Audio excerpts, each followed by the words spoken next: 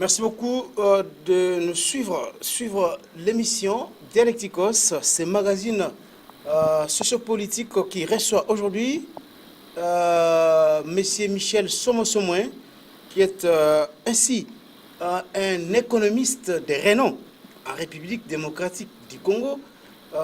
Il a enseigné à l'université de Kinshasa où il a fait l'économie internationale. Il est ancien directeur à la Banque centrale du Congo, mais aussi ancien directeur des cabinets du Premier ministre Bruno Tshibala. Michel Somo-Somoin, bienvenue dans cette émission. Merci, Monsieur Charles Quinca. Aujourd'hui, nous allons, avec Monsieur Michel, nous entretenir autour des sujets importants. Ces sujets qui défraient la chronique. Il s'agit bien de la visite de Félix Tshisekedi aux États-Unis, une visite qui, comme je venais de le dire, a été au centre de beaucoup d'analyses des Congolais. Quelle politique économique à l'heure des minéraux stratégiques? Voilà les sujets, les thèmes de cette émission. Oui, politique économique qu'il nous faut en ce moment où la République démocratique du Congo est convoitée par plusieurs puissances économiques du monde.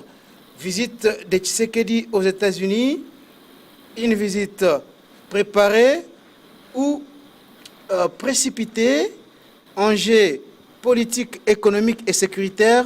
Monsieur Michel Somo-Somoin, d'entrée de jeu, comment pouvez-vous analyser la visite de Félix Tshisekedi aux États-Unis? Est-ce que c'est une visite préparée ou une visite précipitée qui, au finish, ne peut pas apporter grand-chose pour la RDC?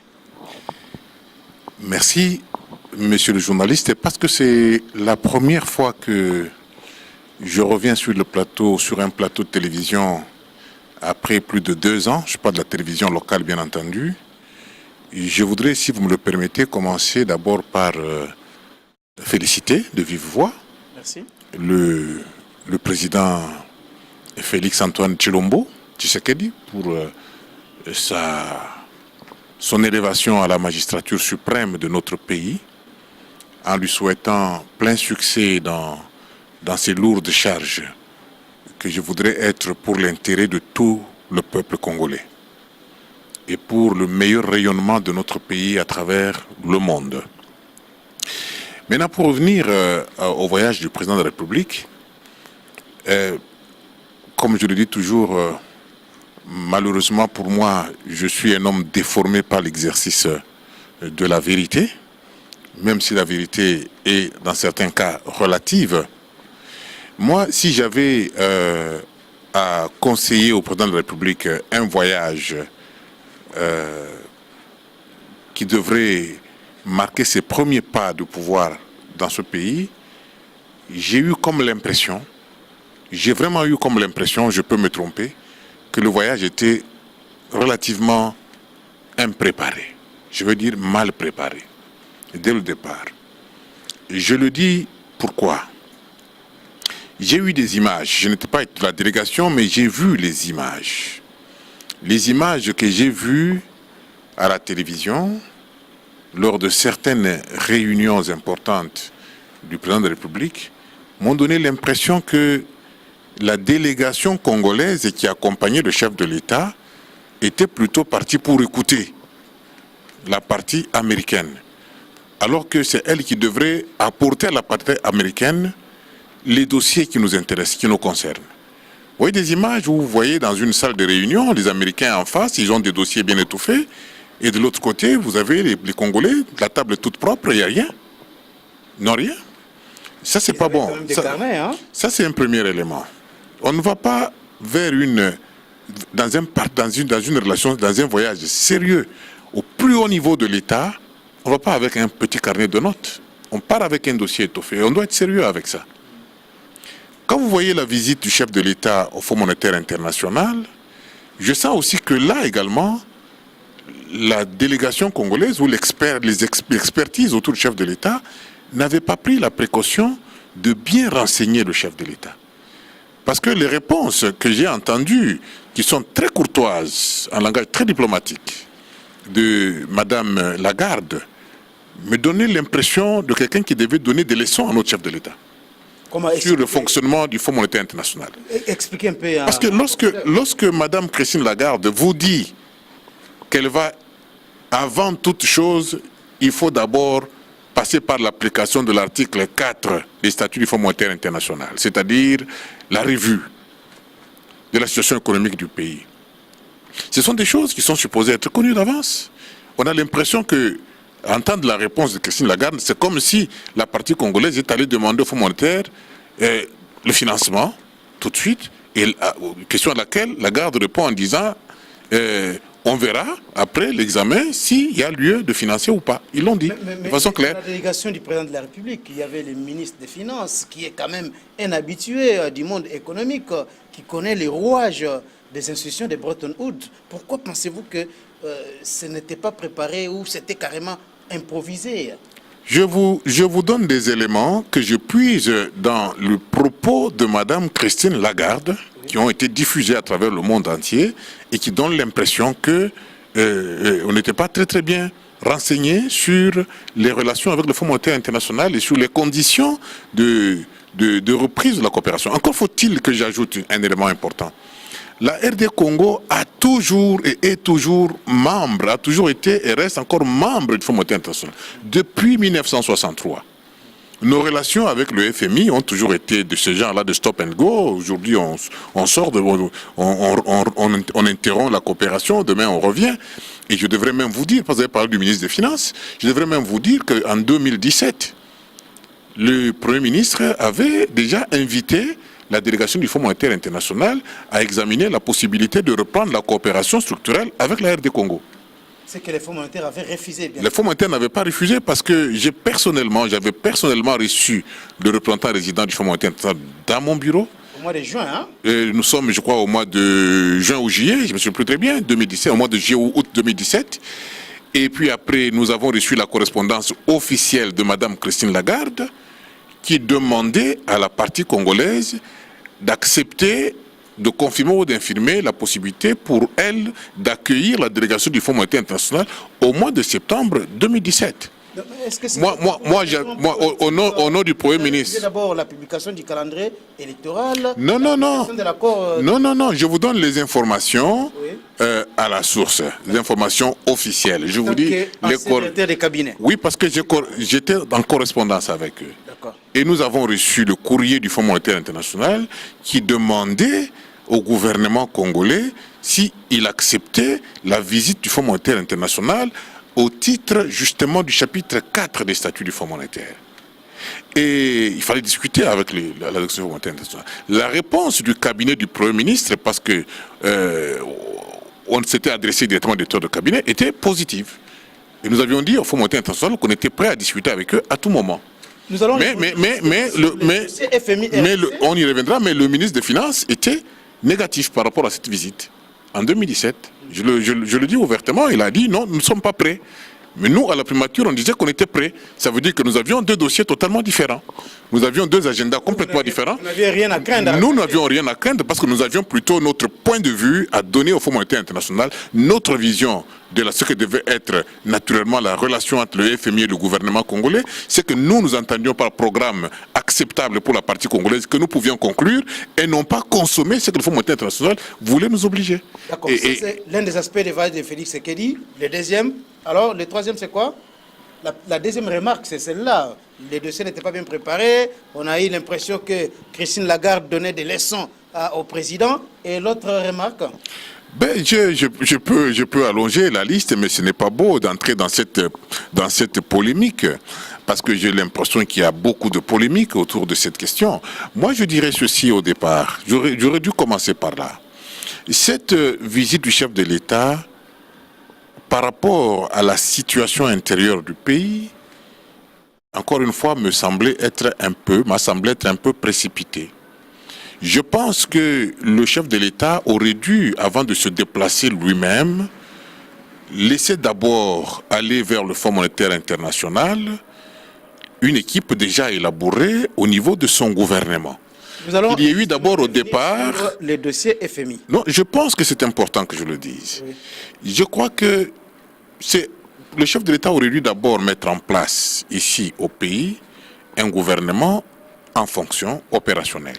Et laisser d'abord le gouvernement travailler, entrer en contact avec le Fonds monétaire international, épuiser les différents, si différents il y a, et puis après, une fois le terrain complètement balisé, le chef de l'État pouvait maintenant effectuer ce voyage. Pas seulement après le Fonds monétaire international, même au niveau de la Maison-Blanche, au niveau du département d'État américain. Je pense qu'avec un ministre des Affaires étrangères en place, en fonction, avec nos ambassadeurs qui sont sur place, ils pouvaient préparer correctement ce voyage et le rendre vraiment un plein succès pour un premier déplacement en Occident d'un chef de l'État qui apporte le profond changement tant attendu de la population. Ça n'a pas été une réussite non plus. À mon avis, vous savez, le problème, c'est que nous faisons face là à beaucoup de contradictions que nous entendons.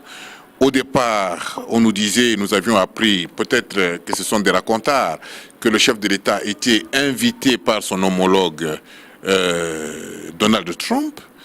Après 2 jours du voyage ou 2 jours après, on apprend que ce n'est plus Donald Trump, ça devient M. Pompeo, ce qui n'est pas mauvais, ce qui n'est pas un problème grave.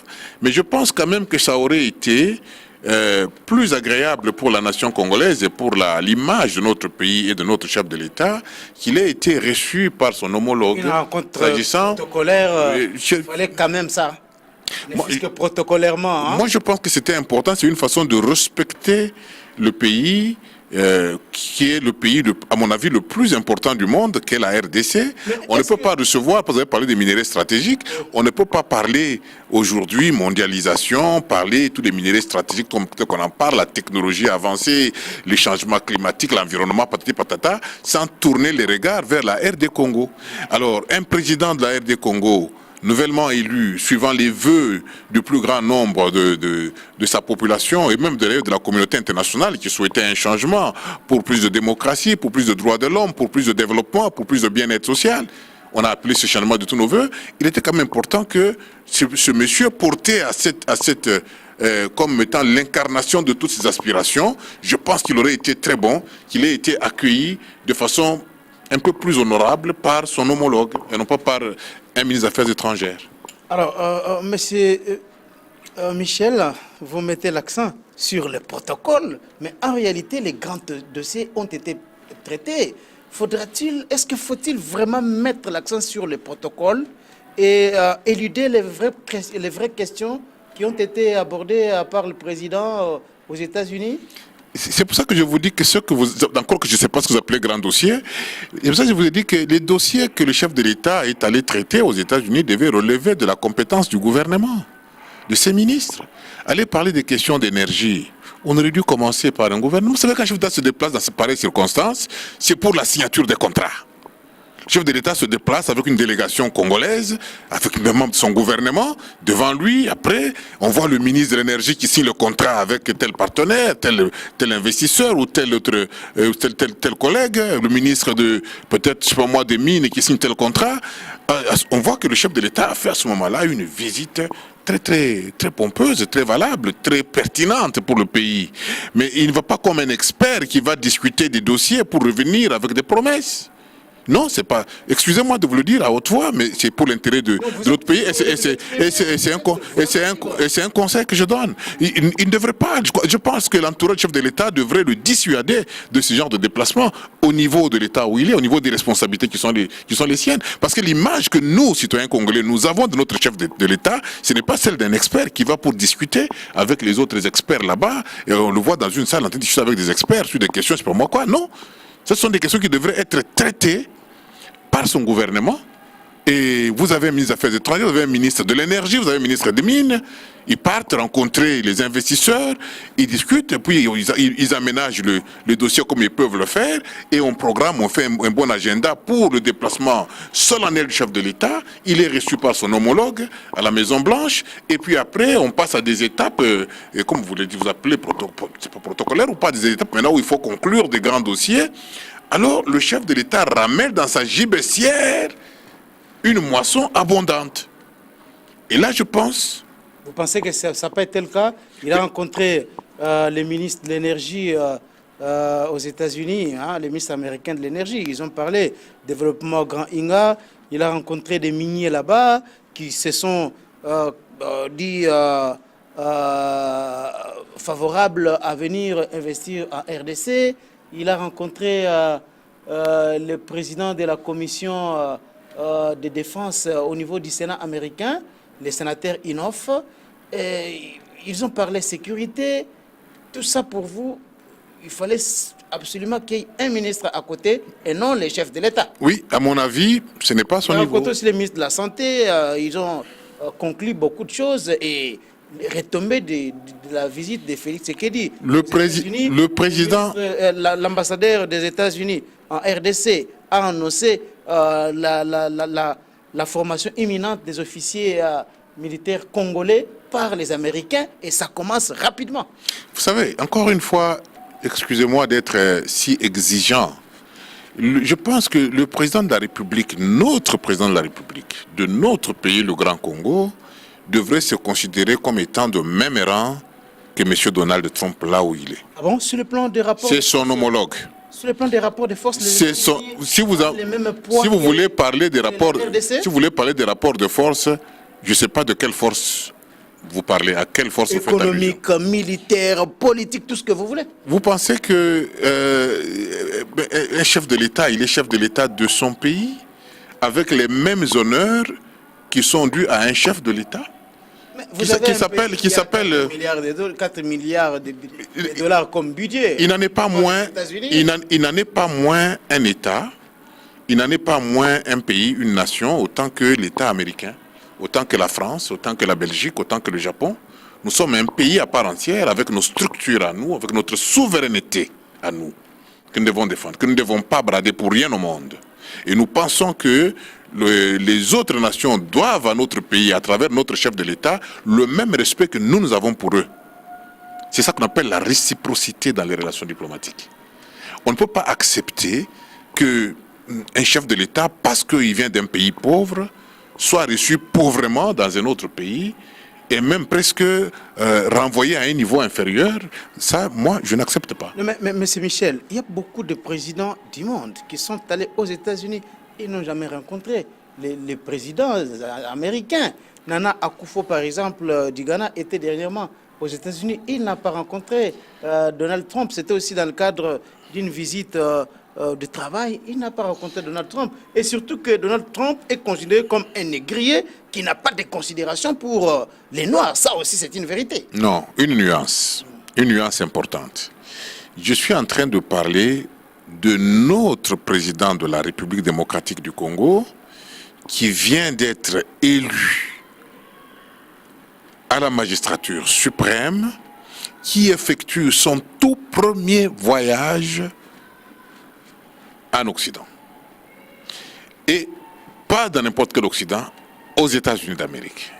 Et d'abord, c'était sur invitation des États-Unis parce que je me souviens encore... Très bien, en plus. De l'invitation que Mike Hammer avait lancée à Félix Tshisekedi. En plus. Il l'avait reçu au lendemain de son élection. En plus, ça nous met en position d'être plus exigeants quand c'est les États-Unis d'Amérique qui nous invitent. On devrait encore être beaucoup plus exigeants. Parce que s'il s'agit que d'une visite... Vous savez, un chef de l'État peut être invité, bien sûr, par une organisation... aux États-Unis, on a besoin de recevoir le chef de l'État, il peut effectuer un déplacement, bon, dans le cadre de la routine, sur les dossiers qui sont habituellement traités avec son gouvernement, etc. Ça peut se comprendre. Mais ici, il s'agit d'un grand voyage et de grands enjeux pour nous, le Congo. Parce que ça signifie qu'il a un message fort à transmettre aux États-Unis qui se constituent comme étant un des partenaires privilégiés de notre pays.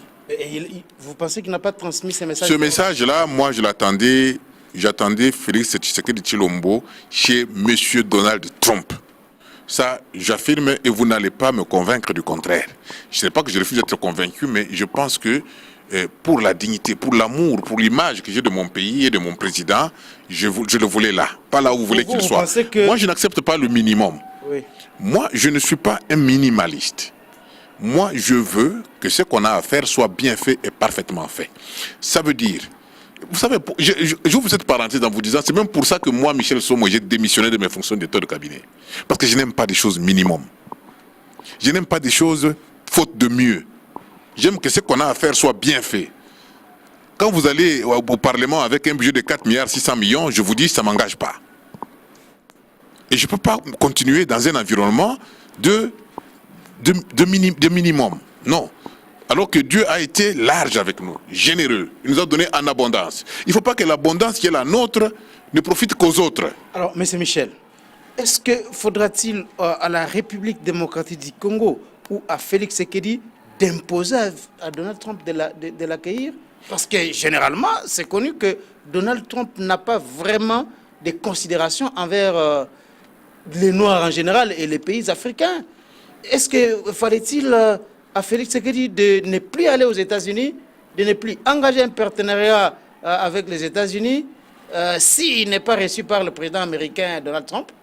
Vous savez, fallait-il quand même aller pour avoir des partenariats profitables aux Congolais? Je veux vous surprendre. Il y a eu, je crois en 2002 ou 2003, une conférence à Moscou. Une grande conférence avec des grands professeurs d'université sur le fonctionnement de l'économie mondiale parce qu'on parlait mondialisation. Et de cette conférence, on a glissé une petite phrase qui était très pertinente. Un grand savant américain, Sori, dit, dans le monde entier, nous sommes tous soumis aux relations d'interdépendance.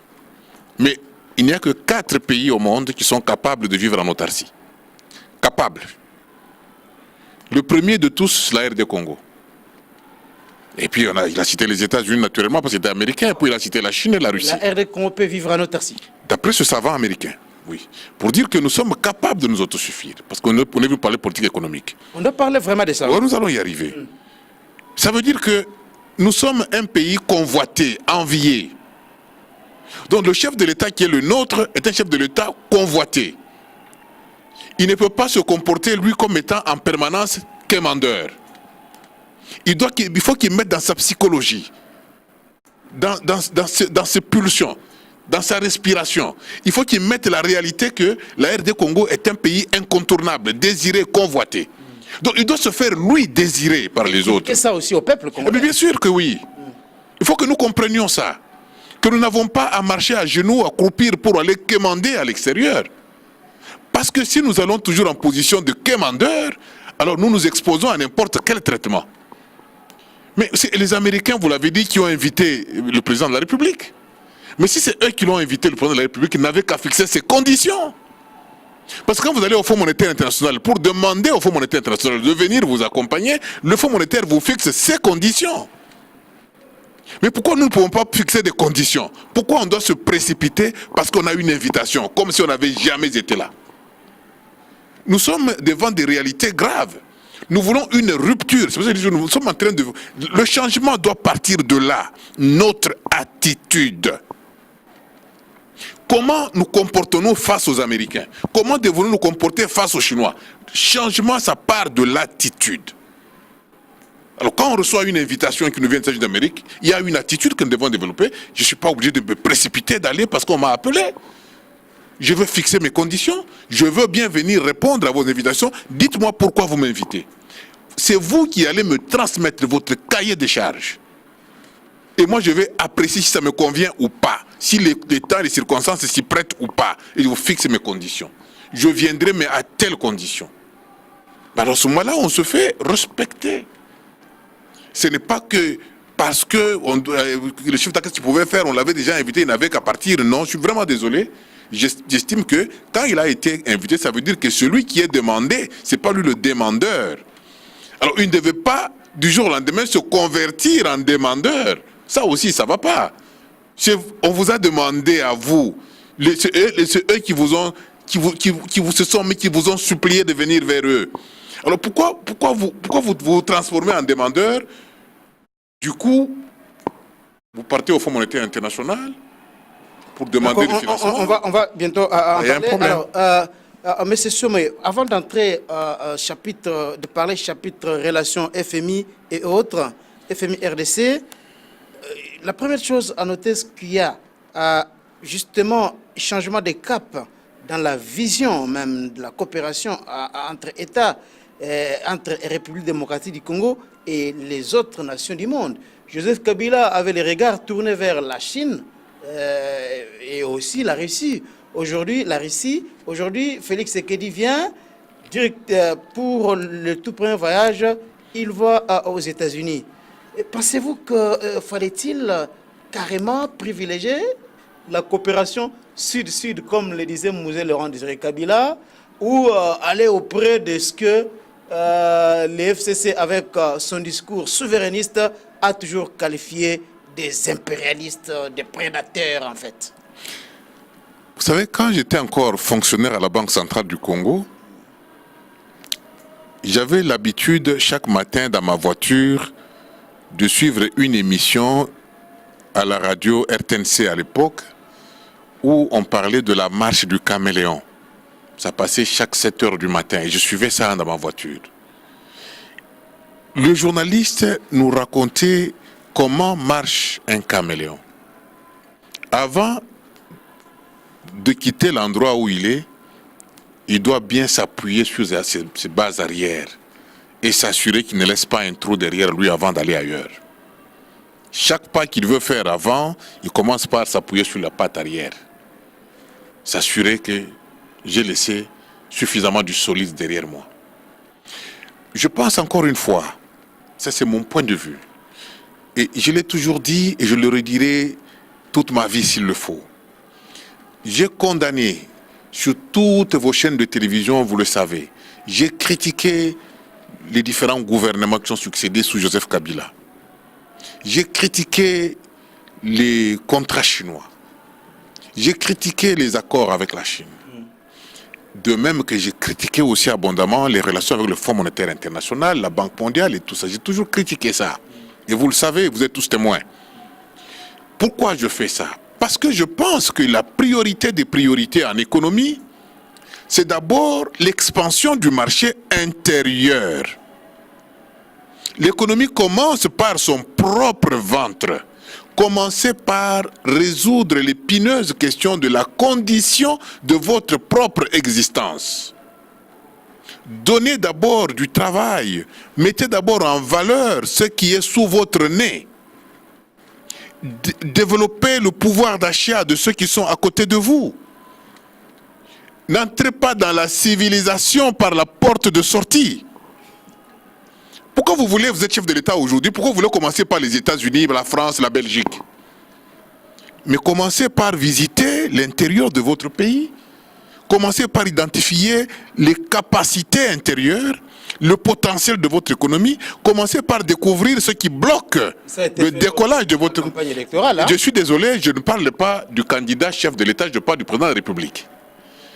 Parce que vous n'allez pas me dire non plus que Félix Tshisekedi n'a jamais été aux États-Unis. Il a été plusieurs fois. Justement, mais il connaît les États-Unis pendant la campagne électorale. Il a promis des choses.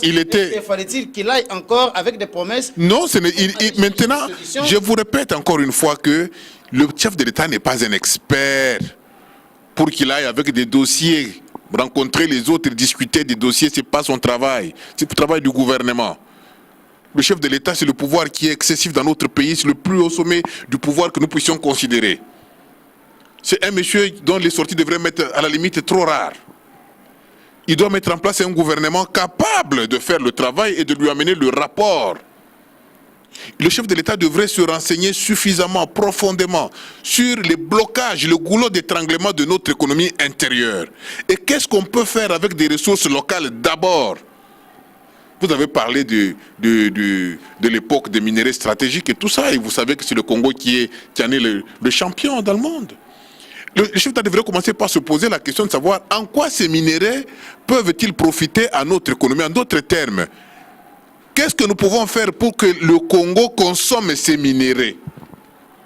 Parce que nous sommes champions de la production de ce que nous ne consommons pas et de la consommation de ce que nous ne produisons pas. Il faut commencer par là. Comment créer un marché à l'intérieur? C'est-à-dire faire en sorte que l'offre et la demande intérieure se rencontrent. Mais nous avons un pays où l'offre et la demande se boudent. Nous produisons ce que nous ne consommons pas, je répète, et nous consommons ce que nous ne produisons pas. Le changement que nous voulons doit partir de là.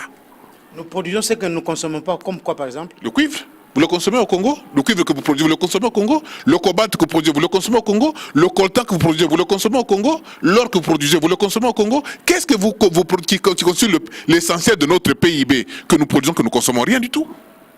Nous sommes comme des esclaves de l'économie mondiale. Nous produisons pour eux et ils déversent sur nous leurs déchets que nous consommons. C'est pas normal.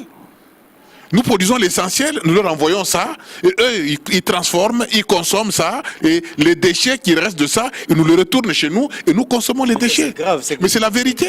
C'est la vérité que je vous dis. Le café que nous consommons, c'est des déchets de café. Les tripes que nous consommons, comment vous appelez, les mpios que nous consommons, comment vous appelez, les makosso, les autres que nous consommons. Vous croyez que ce ne sont pas des déchets, ça?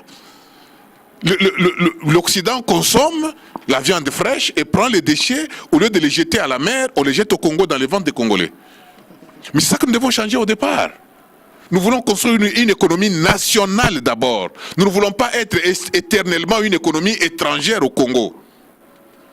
Mais comment construire cette économie nationale lorsqu'on n'a pas encore les moyens de sa politique? C'est ça la grande question. D'où viendront en fait les moyens? Les moyens de sa politique, de quelle politique? Il faut commencer par avoir cette politique en question avant de chercher les moyens de la politique. Vous pensez qu'il n'y a pas une politique économique nationale jusque-là? Non, malheureusement, c'est ça le problème. C'est la politique monétaire d'abord, la politique budgétaire ensuite. C'est ce qu'il nous faut. Il faut donner à cette économie les moyens de la production. Ces moyens proviennent de la politique monétaire. Expliquez-vous. Oh mon Dieu. Mais oui, expliquez-vous. Michel de Mourgue, oui. Je cite l'une des grandes références de l'économie monétaire. Michel de Mourgue dit que la détention de la disponibilité d'une encaisse monétaire préalable est la condition sine qua non de l'activité économique. Vous ne pouvez rien produire si au départ vous ne disposez pas des moyens. Comprenez? C'est ça que le chef de l'État est allé faire aux États-Unis au Fonds monétaire international. Il est allé chercher, demander de l'argent au Fonds monétaire international. Il n'est pas allé demander l'expertise là-bas. Hein. Il est allé pour demander de l'argent. Mais comment pouvez-vous penser, vous qui avez la souveraineté de votre monnaie, comment vous ne pouvez penser qu'à la monnaie étrangère? Comment pouvez-vous penser qu'il n'y a que le dollar qui peut développer l'économie nationale? Mais pourquoi vous n'avez pas commencé par regarder votre banque centrale, convoquer le gouverneur, poser-lui la question, monsieur le gouverneur, quelle est la hauteur de votre masse monétaire aujourd'hui? Votre capacité d'offre de votre monnaie est de combien? Et quelle est la demande exprimée par l'économie nationale en moyen de paiement? Est-ce que cette offre de la banque centrale peut-elle rencontrer les besoins de l'économie nationale? La masse monétaire imprimée par la Banque centrale en francs congolais peut-elle vous construire une usine de transformation du cuivre au Katanga? C'est ça le problème. Alors vous lui posez la question, mais pourquoi, monsieur la Banque centrale, vous n'offrez pas à l'économie nationale les moyens de paiement dont elle a besoin pour m'obliger, moi, chef de l'État, d'aller quémander les devises étrangères pour vous faire consommer une politique monétaire étrangère?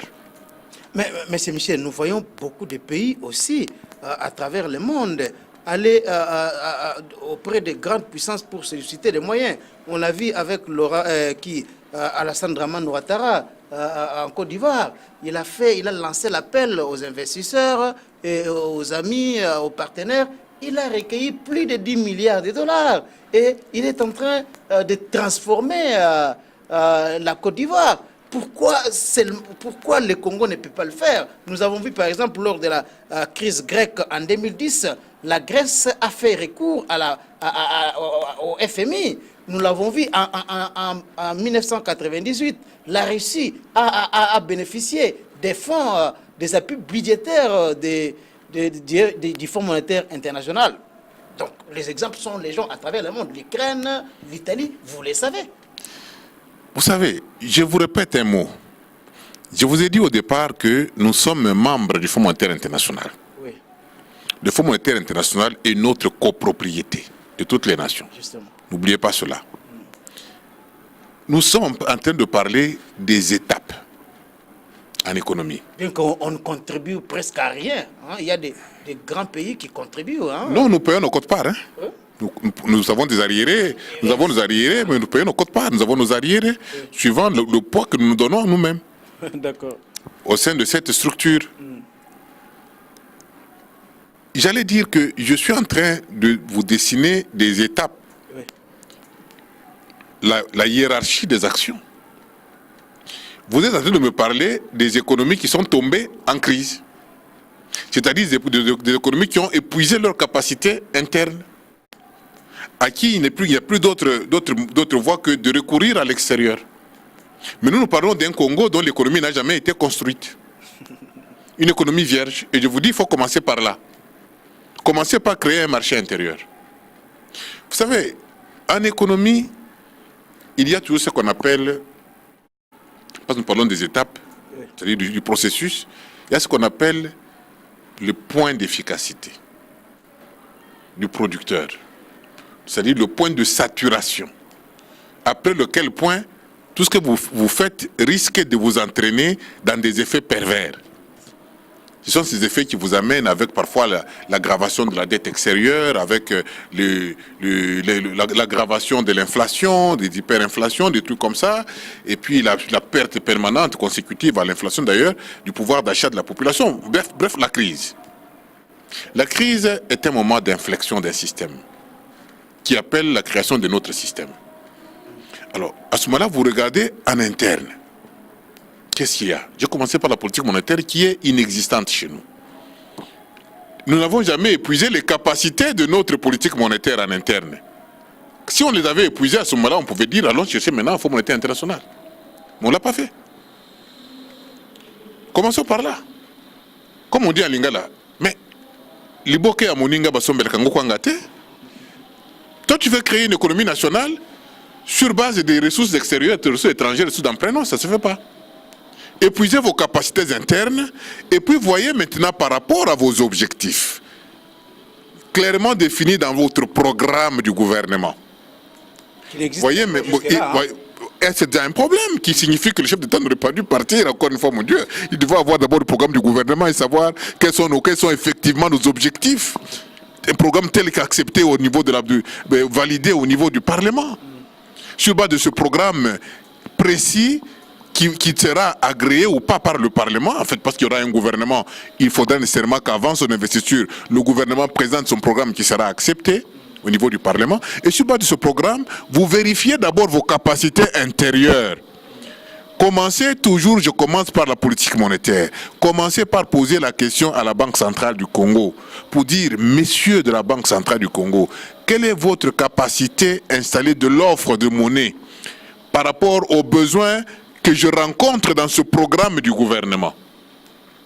Et vous interrogez également le ministère des Finances, votre budget, pour dire à DGI et la DGDA, la DGRAD, quelles sont vos capacités de mobilisation des ressources propres, parce que des ressources propres de l'État.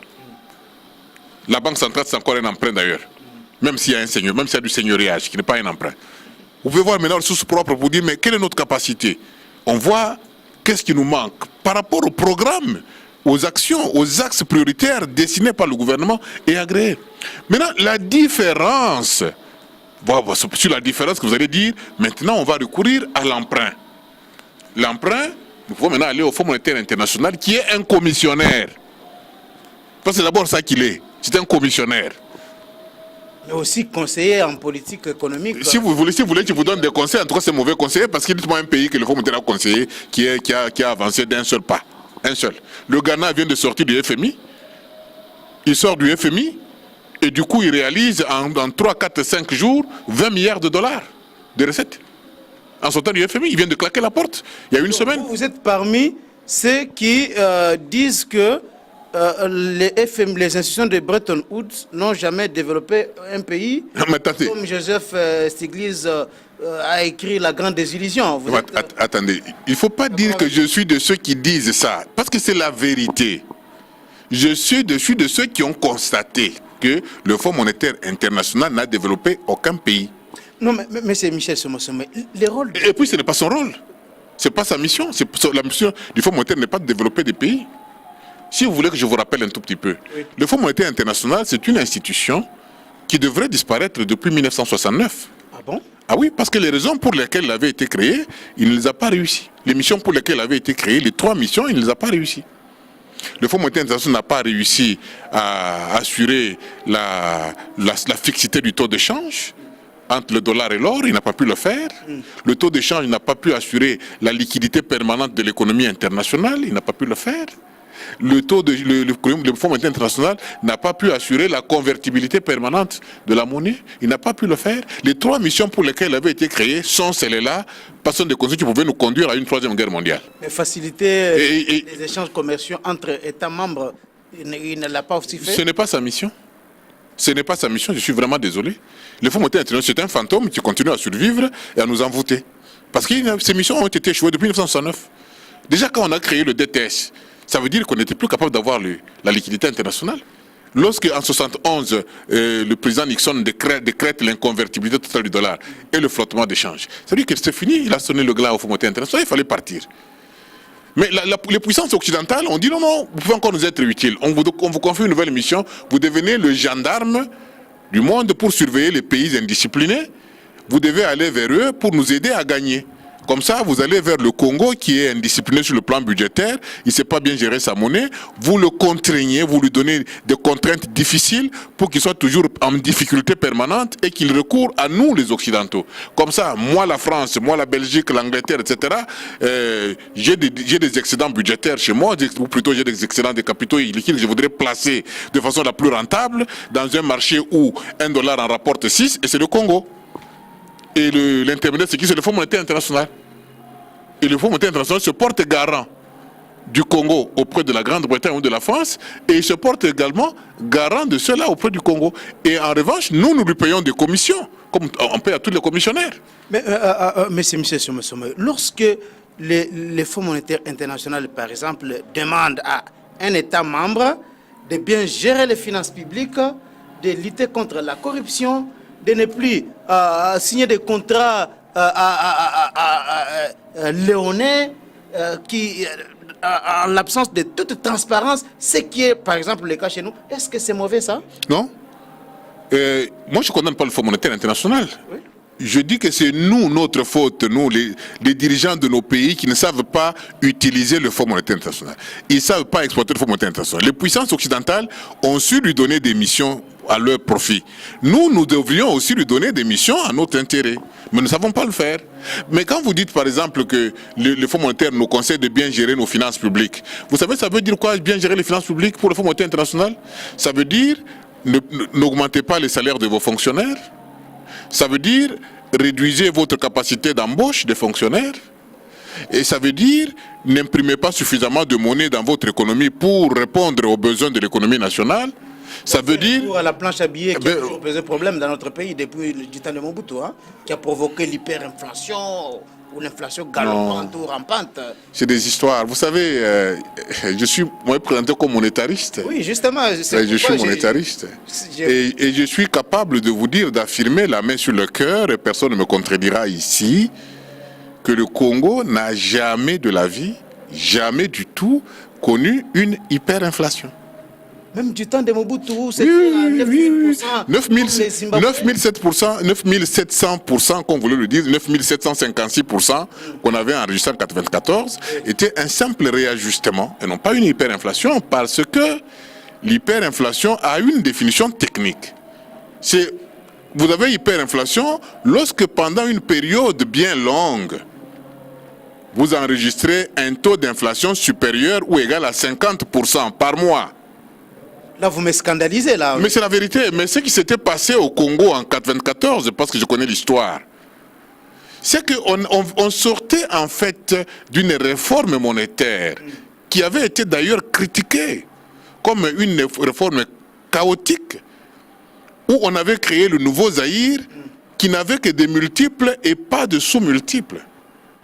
Où vous savez qu'à l'époque, le transport par City-Train coûtait 50 Zaïres anciens.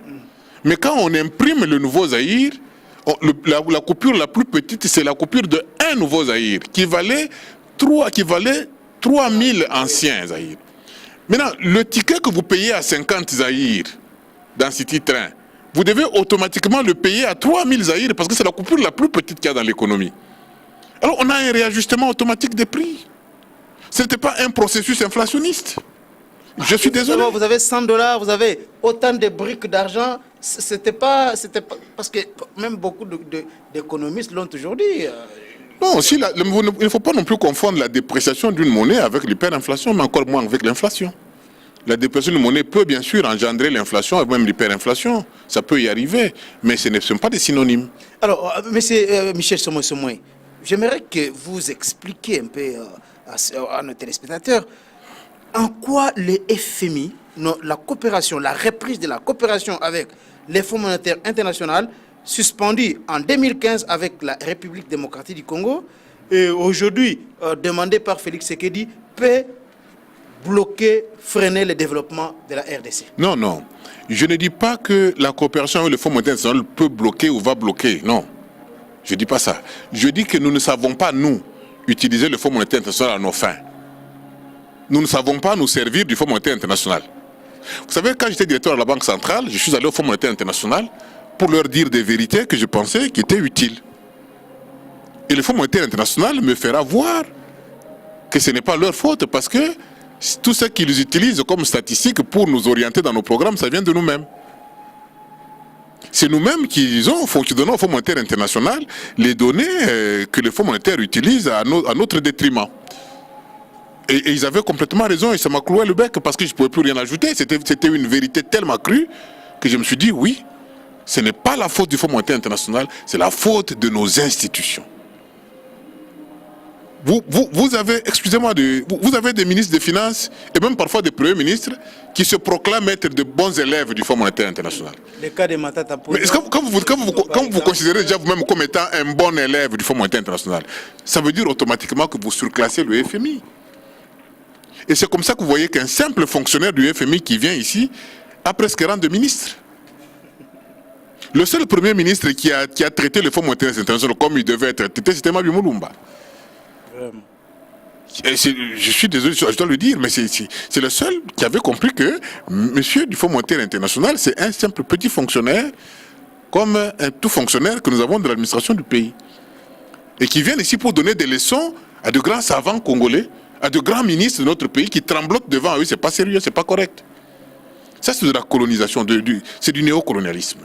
Je crois qu'il est temps quand même pour un pays qui revendique sa souveraineté et son indépendance, qu'il soit capable de tutoyer les institutions internationales. Et pour y parvenir, nous devons être capables de comprendre que c'est eux qui ont besoin de nous et non pas nous. Parce que nous avons ce qu'eux ils demandent. Non, les minéraux stratégiques, oui. L'environnement, nous avons l'eau, nous avons... Est-ce que vous savez... Les minéraux stratégiques, mais toutes les fois qu'il y a baisse des prix sur le marché mondial, ça a des répercussions directement sur notamment la balance des paiements. Mais c'est ce que je suis en train de vous dire. Cette extraversion, cette dépendance pathologique à l'égard de l'économie mondiale qui vient parce que nous refusons de construire un marché intérieur. Nous refusons de construire une économie nationale avec des ressources. Nous refusons parce que nous avons la souveraineté totale. Vous savez, nous sommes l'un des rares pays africains à jouir de la souveraineté monétaire. Mais qu'est-ce que le franc congolais représente dans la masse monétaire globale qui circule dans notre économie? Même pas 5%. Même pas 5%, je vous dis la vérité, parce que les statistiques affichées par la Banque centrale sont fausses. Ah bon? Et elles situent la masse monétaire, le franc congolais, aux environs de 10% de la masse monétaire globale. Le gouverneur de la Banque centrale n'a pas honte de le dire lui-même. Il situe la masse monétaire en franc congolais au niveau de 10% de la masse monétaire globale, ce qui est déjà inacceptable. Inacceptable. Et nous, qu'est-ce qu'il considère, monsieur le gouverneur de la Banque centrale? Il considère les dépôts en devises. Et qu'est-ce qu'il pense de la circulation fiduciaire? Ces dollars qui entrent dans ce pays, dans cette économie, par la voie de la tricherie, par des importations frauduleuses. Vous avez des institutions dans ce pays qui importent des milliards de dollars en espèces, frauduleusement, au grand insu de la Banque centrale. Vous vous rendez compte? Mais la dollarisation de l'économie, c'est pas seulement à RDC. Dans beaucoup de pays du monde, les dollars, je dirais même c'est la monnaie internationale aujourd'hui. Vous consolez? Allez à Brazzaville, dites-moi si le Congo-Brazza est dollarisé. Allez en Afrique du Sud avec vos dollars, essayez d'aller faire des achats avec des dollars au marché en Afrique du Sud. Dites-moi que c'est un pays dollarisé, un pays anglophone, comme les États-Unis d'Amérique. Un pays très proche des États-Unis d'Amérique. Allez-y avec vos dollars. La dollarisation est une pathologie, il faut pas vous consoler. C'est une catastrophe, vous ne pouvez pas l'accepter. Et elle survient justement à cause de l'incapacité de la Banque centrale de combler le vide. Le dollar américain vient combler le vide laissé par l'incapacité de la Banque centrale. Et ça, il faut toujours le dire, il faut le répéter, et je le dirai toujours. Alors, M. Michel Somosomoué, parce que vous avez cité un Américain ici qui a parlé de la RDC comme étant les rares pays au monde qui peuvent vivre en autarcie. Ça m'a quand même étonné. Est-ce que vous pouvez vous étendre un peu là-dessus? Comment pouvons-nous vivre en autarcie à l'heure de la mondialisation? C'est grave quand même cette affirmation. Non, vous m'avez mal compris. Je n'encourage pas l'autarcie. J'ai dit ce qu'un savant américain avait révélé comme fait. En disant qu'il y a 4 pays capables de vivre en autarcie s'ils sont organisés. La RD Congo n'est pas organisée pour nous risquer à vivre en autarcie. Et je n'encourage pas l'autarcie au XXIe siècle, pendant que nous sommes à l'époque de l'interdépendance des nations. Pendant que nous sommes à l'époque où, même pas à cette époque, de tout le temps, vous savez, il y a eu à l'époque ce qu'on avait appelé la loi des avantages comparatifs. Et les économies étant tributaires des gains à réaliser, j'ai tout intérêt à être en relation de marché avec un autre pays, si je peux acquérir, par exemple, dans ce pays-là, une marchandise à moindre frais. Si ça peut me coûter trop cher de produire les bijoux en or dans mon pays, alors je serais content d'acheter des bijoux qui sont fabriqués en Inde. Parce que je paye moins cher et je gagne. Le surplus que j'économise, je l'affecte à d'autres besoins de l'économie nationale. Je n'encourage pas l'autarcie, j'encourage l'interdépendance. Et quand je dis interdépendance, j'affirme même que le Congo, République démocratique du Congo, est même la condition essentielle de la mondialisation. C'est l'acteur majeur de la mondialisation. Parce que qui dit mondialisation aujourd'hui, dit justement cette interdépendance, dit globalisation financière. Qui dit mondialisation aujourd'hui, dit progrès technologique qui est incapable et impossible sans les ressources, sans les matières premières qui viennent de la RD Congo. Mais lorsque vous parlez de la création, vous mettez beaucoup plus l'accent sur la création du marché intérieur.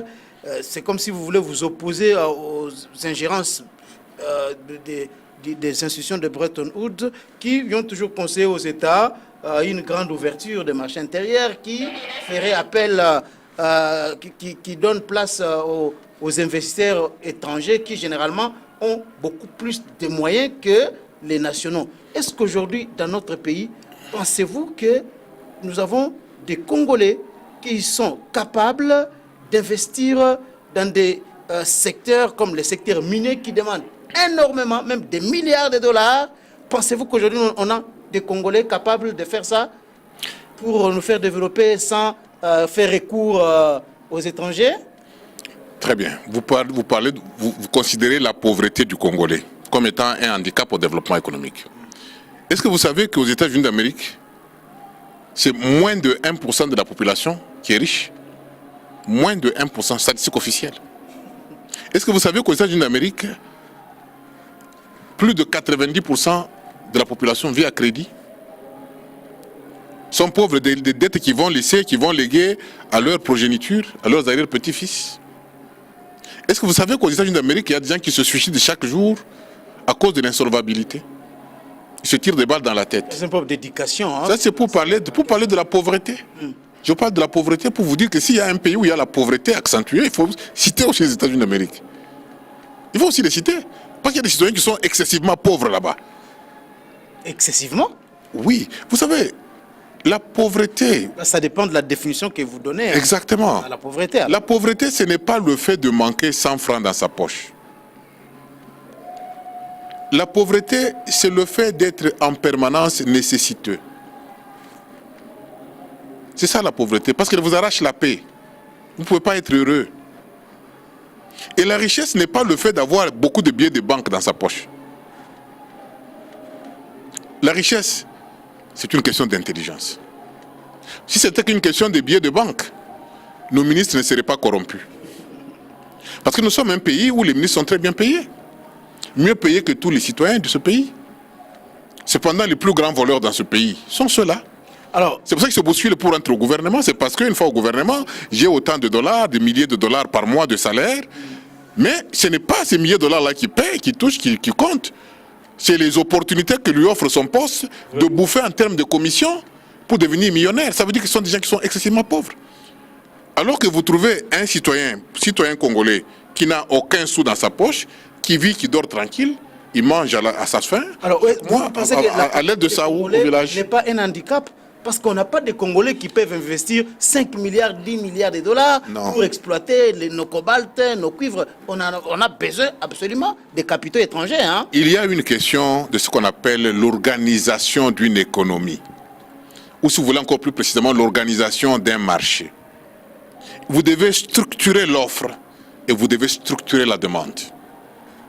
Et vous n'avez, dans tous les pays du monde, il n'y a que 2 instruments de structuration de l'offre et de la demande qui servent de béquille à chaque État, ou des 2 jambes si vous voulez. C'est la politique monétaire et la politique budgétaire. La politique monétaire, c'est elle qui renferme l'aspect de crédit qu'il faut donner aux opérateurs économiques. Nous nous organisons, nous voulons quoi? Nous voulons exploiter le cuivre congolais. Nous sommes des ingénieurs bourrés d'intelligence. Nous avons une formation, une compétence acquise, avérée. Nous nous structurons, nous allons vers une banque. Disons à la banque, prêtez-nous 100 millions de dollars dont nous avons besoin pour que nous puissions exploiter le cuivre et nous viendrons vous rembourser à telle échéance. Ce n'est pas l'argent de votre poche qui va créer des entreprises. Et pour que vous y parveniez, il faut que la Banque centrale soit capable de créer suffisamment de monnaie. Parce qu'à ce moment-là, quelle est la contrepartie de la création monétaire de la Banque centrale? C'est le crédit à l'économie. Quand une banque donne du crédit à un opérateur économique, ça engendre la création de la monnaie. La Banque centrale doit être conséquente par rapport à ça. Mais lorsque vous avez une banque centrale qui refuse la politique expansionniste de la monnaie, qui génère plus de crédit, au profit de l'austérité monétaire, sous prétexte de prudence, nous avons un problème. Voyez-vous, la deuxième béquille se trouve au niveau de la politique budgétaire de l'État. Quand la politique monétaire est si défaillante, parce que vous avez un système monétaire, une monnaie primaire inexistante, parce que la Banque centrale n'est même pas capable de commander une impression suffisante des billets de banque, elle n'est pas capable dans sa trésorerie. Ah bon? Et vous dites la vérité, elle n'a pas cette devise pour commander le papier fiduciaire, elle ne peut pas, elle n'en a pas. Ça coûte cher. Vous savez combien coûte l'impression d'un billet de banque? C'est énorme pour la Banque centrale. Combien faut-il? Et c'est ça le principal problème pour lequel aujourd'hui nous avons une coupure qui n'a pas ni multiple ni sous-multiple, le franc congolais. C'est la seule monnaie au monde qui n'a ni sous-multiple ni unité monétaire. Vous commencez au Congo par le billet de 100 francs. Le billet de 1 franc n'existe pas. Ah, peut-être. Vous commencez par le billet de 50 francs. Le billet de 1 franc n'existe pas. Le billet de 50 centimes et la pièce ça n'existe pas. Ça, mais attendez, ça fait un problème. Vous savez pourquoi ça? Parce que l'impression d'un billet de 50 centimes, c'est le même prix que l'impression du même billet de 20 000 francs. Justement.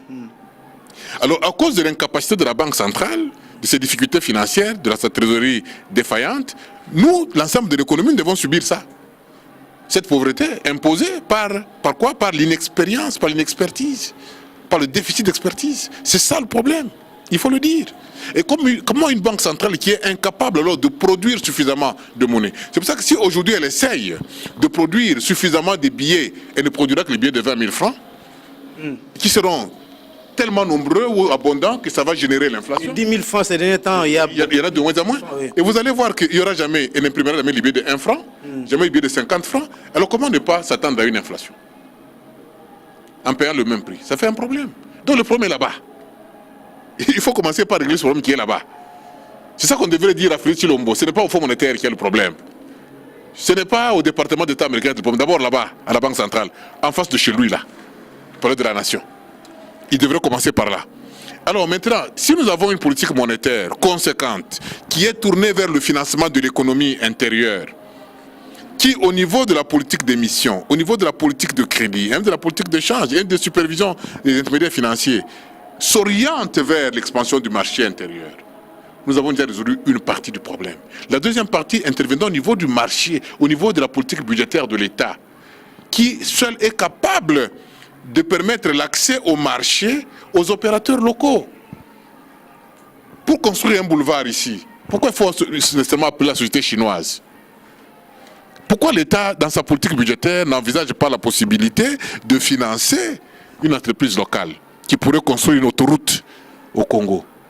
Donner le marché aux locaux, aux entreprises locales. Est-ce que c'est pour ça qu'il faut aller au Fonds monétaire international? Mais peut-être par manque d'expertise. Hein? Mais c'est pour ça que nous parlons, il faut lever une option au départ. Il faut que le nouveau... Nous parlons du changement dans ce pays. Je ne sais pas si nous pesons les mots. Moi, quand on parle du changement, ça me rend le cœur. Nous parlons du changement de configuration, pas seulement de conformation. Nous voulons une rupture de chaîne. Nous voulons créer de nouvelles réalités. Nous voulons changer la situation de notre pays. Nous voulons rompre avec le passé. Nous devons redessiner la géographie de notre système de transport.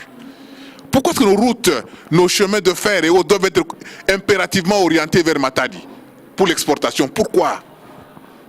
Quand est-ce qu'on va penser à la liaison et à l'intégration de l'espace intérieur pour que désormais Mbuji-Mayi le Kasaï oriental et l'Équateur communiquent? Je parle encore en termes de grands ensembles dans le temps. Pourquoi ne pas créer cette interconnexion moins coûteuse? Nous avons un grand fleuve ici. Pourquoi on ne développe pas la navigation sur l'ensemble de nos cours d'eau? Ça coûterait bien moins cher que la construction des routes. Beaucoup de moyens pour le faire. Hein? Non, non, non. J'ai dit que ça coûterait beaucoup moins cher que la construction des routes et des autoroutes. L'exploitation des cours d'eau.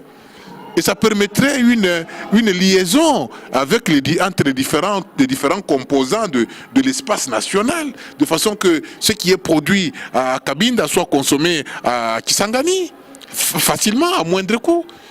Et il est possible de faire ça. Pourquoi on n'étudie pas ça au départ? Et je vous dis que les études pour ça existent. Est-ce que le président de la République a regardé ça d'abord avant d'aller au Fonds monétaire international? Est-ce que le président de la République a posé la question à la Banque centrale du Congo si elle peut financer l'État pour que notre système de transport fluvial soit développé avant de construire l'autoroute Kinshasa et Kolwezi, qui nous coûterait des yeux de la tête? Merci beaucoup, Monsieur Michel Somosomoué. Malheureusement, nous sommes arrivés à la fin de cette émission, mais ça a été un grand plaisir pour nous de vous recevoir après 2 ans d'absence sur les médias, sur les télévisions congolaises. Tout le plaisir a été le mien, monsieur Charles-Quint Kankou. C'est un grand plaisir de revenir sur cette chaîne de télévision, une chaîne chrétienne, c'est-à-dire qui a la vocation de toujours dire la vérité. D'accord. De défendre la vérité comme vertu, vérité et justice. Merci beaucoup. Vous allez suivre cette émission sur sur Amen TV. C'est mercredi et jeudi à 14 h pour la rediffusion, mais aussi sur notre chaîne YouTube Kankoum TV. Merci et bonne suite des programmes sur la télé autrement.